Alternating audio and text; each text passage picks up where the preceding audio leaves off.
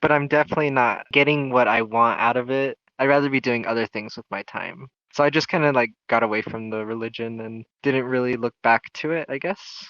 Got it. Okay. What are the greatest things that you want in life? What are your deepest longings? My deepest longings. Yeah, we're getting deep. Yep. I want to be happy. I want to not have struggles. I want to be able to live comfortably. I want to have somebody in my life that I can live comfortably with. Got it. Okay. You mind if I give you my thoughts on that? Yes. Yeah, go for it. Okay, so what you're just talking about actually proves a point that I'm convinced of. I'm convinced that we as humans are just built and wired to pursue the greatest good. Do you think that's true? It's a good point. I could definitely see that, yeah. I think it's one we can't run away from either because we just act every single day like we're really striving for the greatest good that we can get in all its various forms.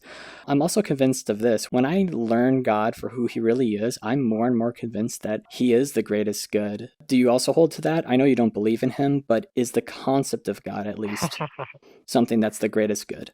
You hear that a lot, don't you? From like anything, any religion when it comes to, it's like, oh, my God is the top, you know? Oh, Um, here, maybe I should give you some reasons why I think God is the greatest good instead of just saying it. So, God is an immaterial mind who is eternal, and he is maximally great in power, knowledge, and goodness. So, I can't conceive of any being that is greater than God because he has no lacking in any of those things. That also means that he is perfectly loving to us and he wants the greatest things for us. I also think that he offers the things that nothing in this world can offer, which is eternal life. We don't just want happiness and joy and purity and goodness for a little bit. We deep down crave an eternity of these good things we enjoy all the time. Those are things that God mhm. alone can provide. And I'll make one more point. Beauty. These VR chat worlds, right? You see the beauty of these worlds, do you not?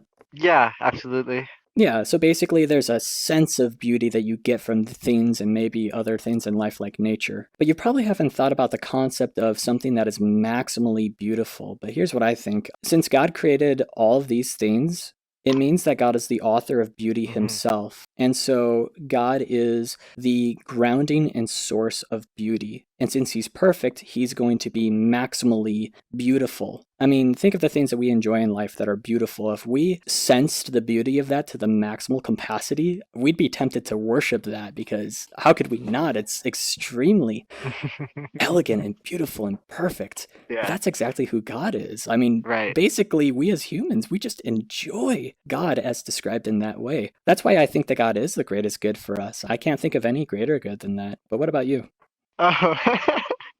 Um, I like what you say. I like the points you make. Like you have your reasons and everything, and it's absolutely valid. I'm just merely asking if the concept that I presented would be the greatest good. If God did exist, basically, would he be the greatest good as defined in that way? I guess in defining that way, there's really no other way to see it. So yeah.